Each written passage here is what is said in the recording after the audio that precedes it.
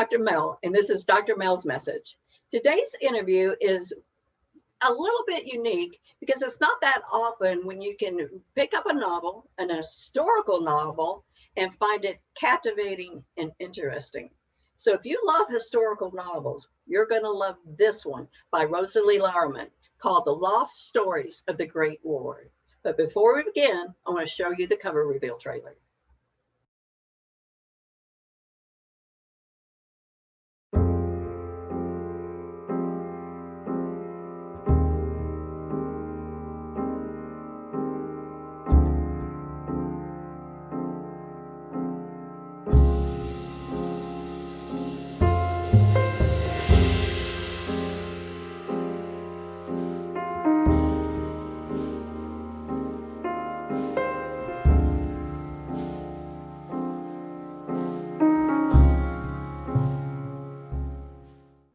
Without further hesitation, meet the author, Rosalie Lauerman. Welcome, Rosalie.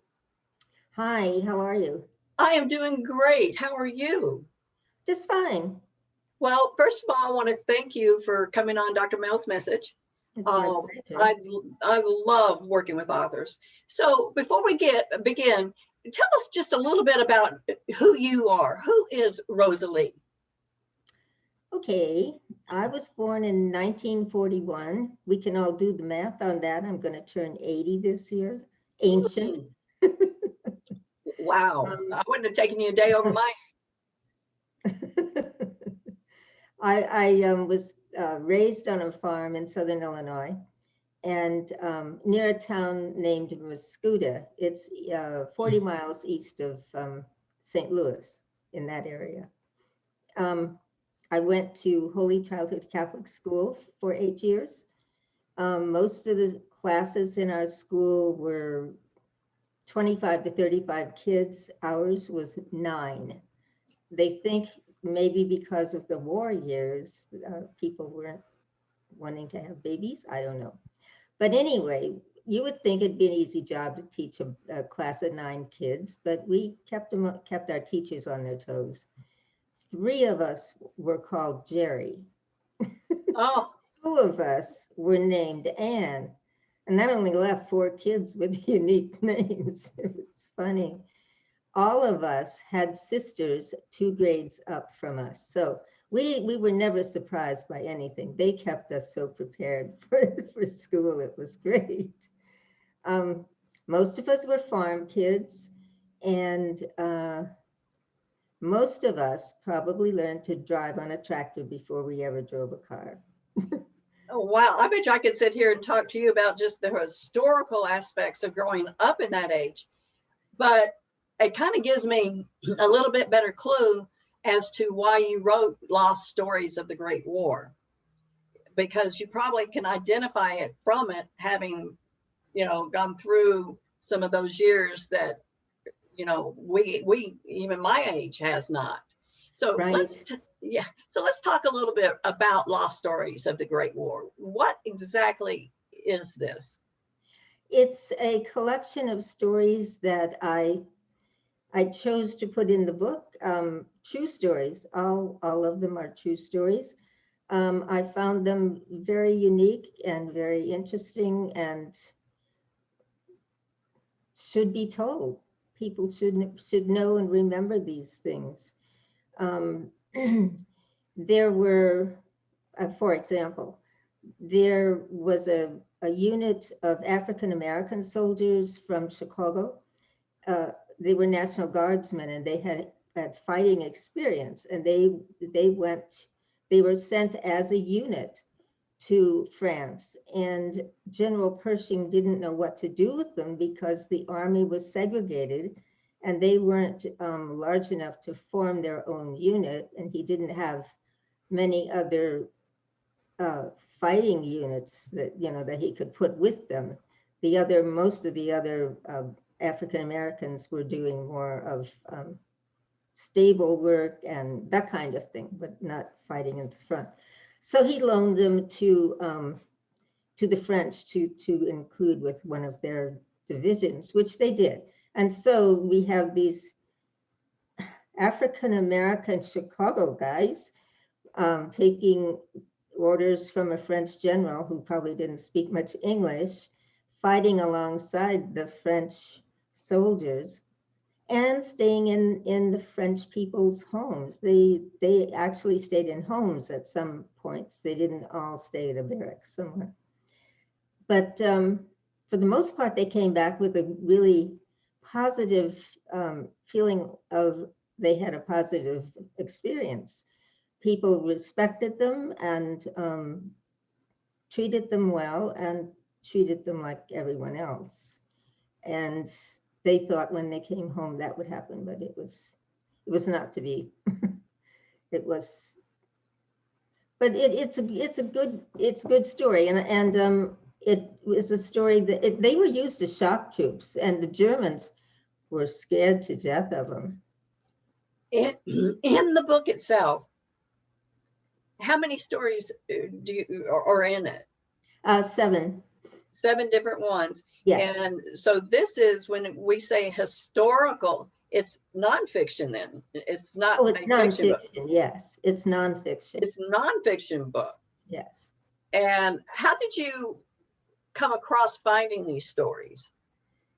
I like to do research. I like to play around with Google, Dr. Google, somebody called it. And usually what I would do is get a hint about something, follow it to maybe Wikipedia or some general encyclopedia, and then get the footnotes with all the books that they used to reference when they wrote the Wikipedia article, so that I could go back to those books.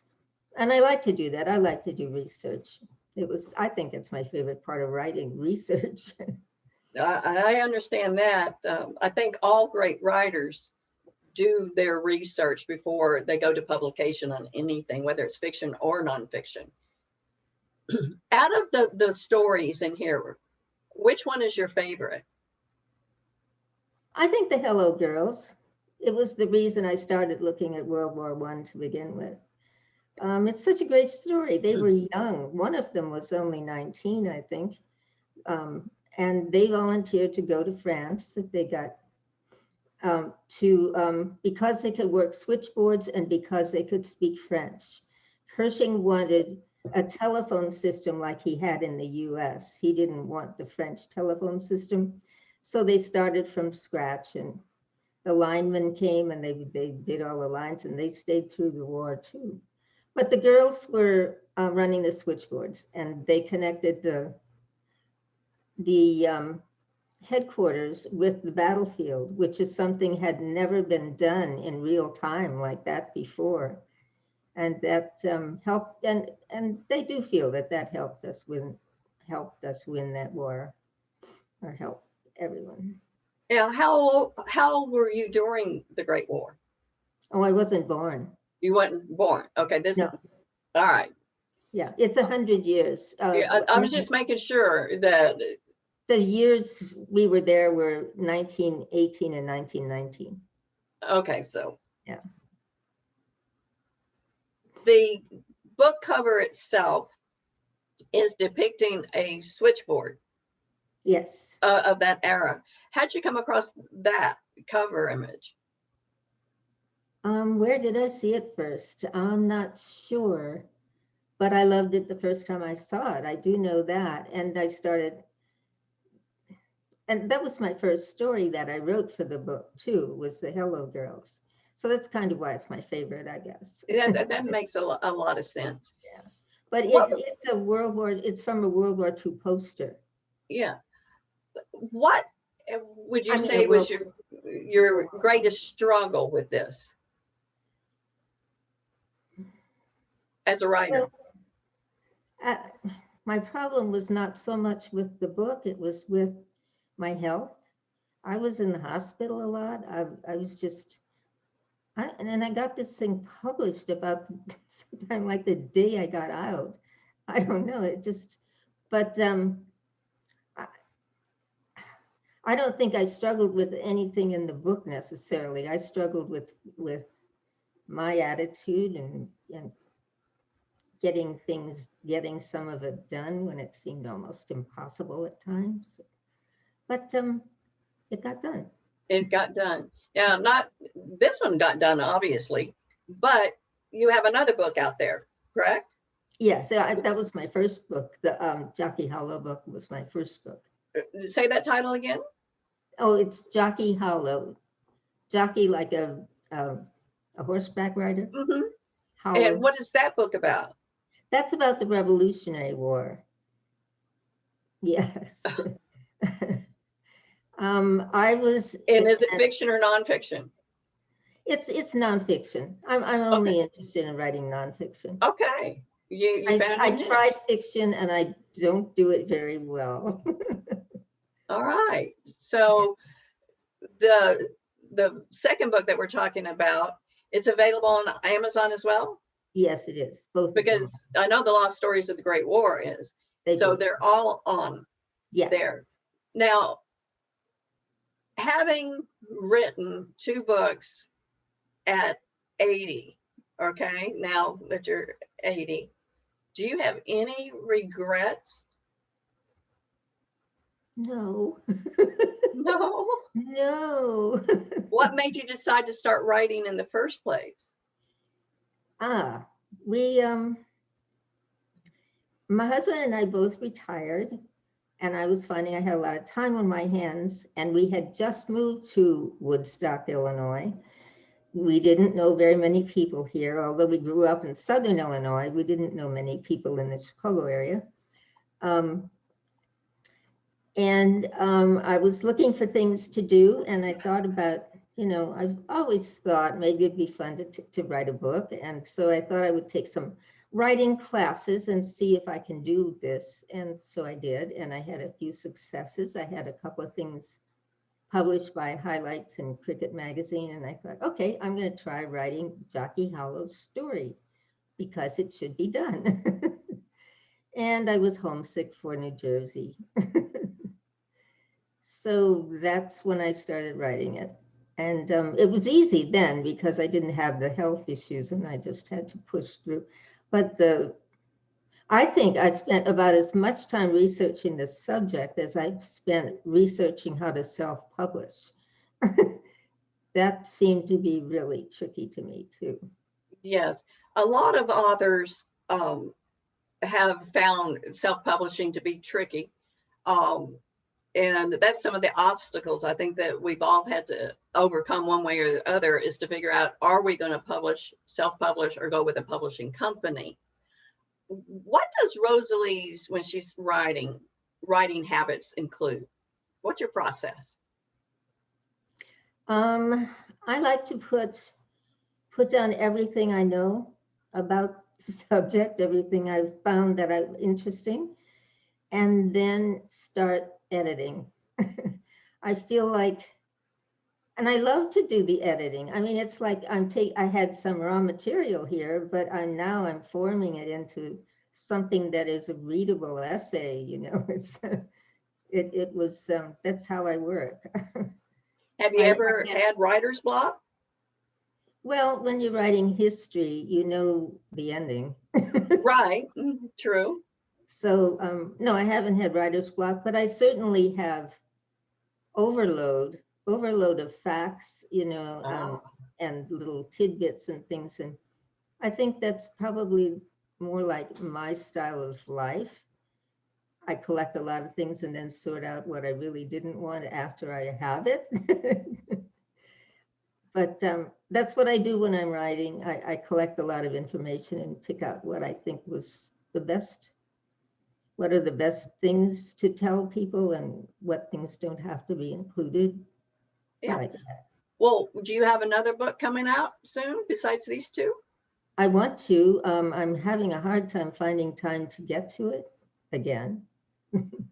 All right. Retired, but still, I don't know. And quarantined, I should be able to write a lot, but I found somehow during especially during the early months of the quarantine, I just couldn't keep my mind on anything. I felt scattered and undisciplined, and it was a little hard to get to even think about writing. But I'm doing better now. I just need to get some more time. And what is this book going to be about? The new one? I'm not sure. I'm working on something that would be a composite of inventions in the early, well, yes, in the early 1800s and maybe to the middle of that century, something like that. Think That's that'll just work? that's incredible. And again, I'm speaking with Rosalie Lauerman, and she is the author of Lost Stories of the Great War. And in this book, there are several different stories that occurred during World War One, and it's just really fascinating reading. It's not like picking up a history book and you're having to learn your facts. It's none of that. It's a come to life story to get to know what that time period was like. So you did a good job on that. I think that's an excellent summation of what I did. It really is. Well, thank you. And but that's what the book is. And when books like this need to get into the hands of what I call youth. And when I say youth, I'm talking 50 years old down, that don't like quote history, and I started out teaching years and years. We're talking in like 1980. Yeah, 1980. I started teaching, and I was teaching world history. And my bachelor's, I majored in history. And the students there all the time was like, you just make history sound like fun, like these people, and you just make it alive. I've always hated history. And I said to them, history is about who we are today, is what's made up our whole society. And these were real people, and I think that's what you did. You brought out the realness to this. And I just think people need to pick it up and read this book. And it's not one that you have to read, sit down and read all the way through. You can pick your stories and go from there. And I love books like that.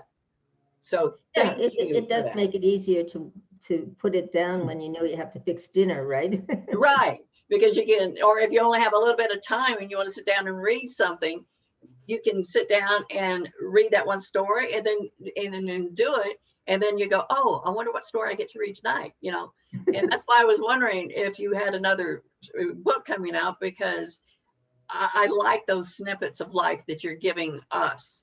And there's a lot of information that comes alive out of your book. So I appreciate that. Thank you. So I just want to commend you for that. Again, I am Dr. Mel Cottle, and this is Dr. Mel's Message. And I have been conversing with Rosalie Lauerman and her book, The Lost Stories of the Great War. And if you really want to see history come alive and know these people, get a hold of this book. It's available on Amazon.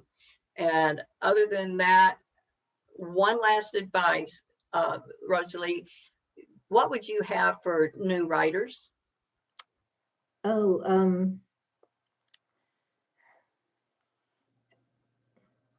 Take confidence in yourself that you can write, and be committed to the words you're writing. Just take it all seriously and enjoy it in the end. That is great advice for all of us writers. Enjoy it in the end. Again, I'm Dr. Mel. Thank you for watching. Thank you, Rosalie. You're welcome.